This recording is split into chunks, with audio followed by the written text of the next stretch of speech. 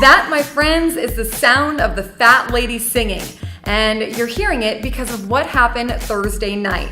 The Chargers and the Raiders announced a proposed plan to build a privately financed $1.7 billion shared stadium in the city of Carson. Now, you heard me right. This is the same Raiders who have had a long-time rivalry with the Chargers, and the same Raiders whose fans egged the Chargers team bus when they were in Oakland last year. Now, all of this information was given in a statement by both teams to the LA Times, who first reported it. There's been talk that this whole thing just happened, but it's clear that it didn't. The land's been bought, there's a website for the initiative, there's even renderings, including this one, of a lounge in the new stadium, complete with a man wearing turquoise pants, a fedora, and a fanny pack. I mean, seriously, who wears turquoise pants, a fedora, and a fanny pack? I digress. There's even a promo video that's been put out, and look at it. It certainly wasn't slapped together yesterday. There's still a ton of what-if questions that are floating around, including environmental concerns on the new site, financing, relocation fees, even a citizen's vote. So it's way too early in the process to say that they're for sure going to Carson, but it's still troubling. And there's also the issue of that other guy trying to build a stadium, Stan Kroenke. Now, the Raiders and the Chargers are essentially saying, hey, if there's gonna be any teams in the NFL, there's only gonna be 2 and not 3. So take us, we're a package deal. We're gonna work together with the NFL as opposed to that rogue guy, Stan Kroenke, who just does whatever he wants. Now, other people are saying, hey, is this a bluff? Is this just to get San Diego riled up so that a stadium gets built in San Diego?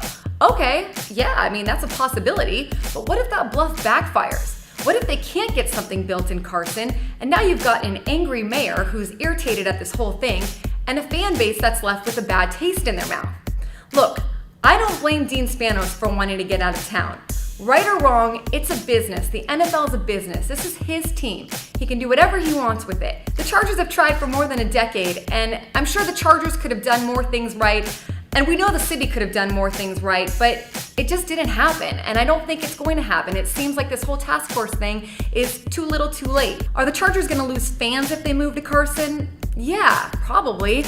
I mean, let's face it, LA is much more a Raiders town than it is a Chargers town, and there's a ton more things to do in LA. There's Hollywood, there's other sports teams, there's people who don't really care which teams are playing.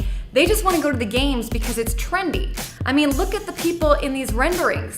They're not even watching the game. They're sitting on a grassy knoll. They're having a conversation and laughing at each other because that's what you do in LA. You don't even dress in jerseys.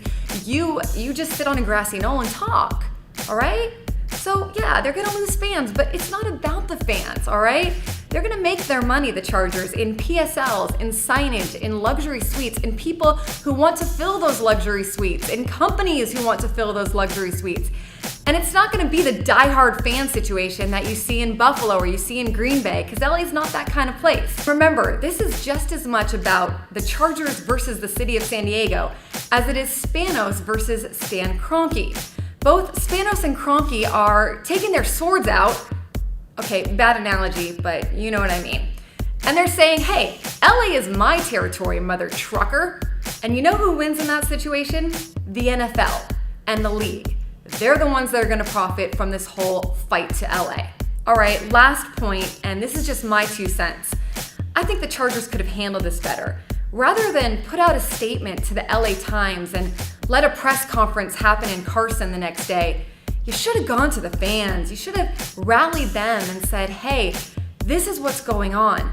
We're going to Carson. We're letting you know first, and we're gonna look at this. We still hope to get something done in San Diego, but if we make the move to Carson, we're gonna do what we can to take care of you. We know you've been loyal to us.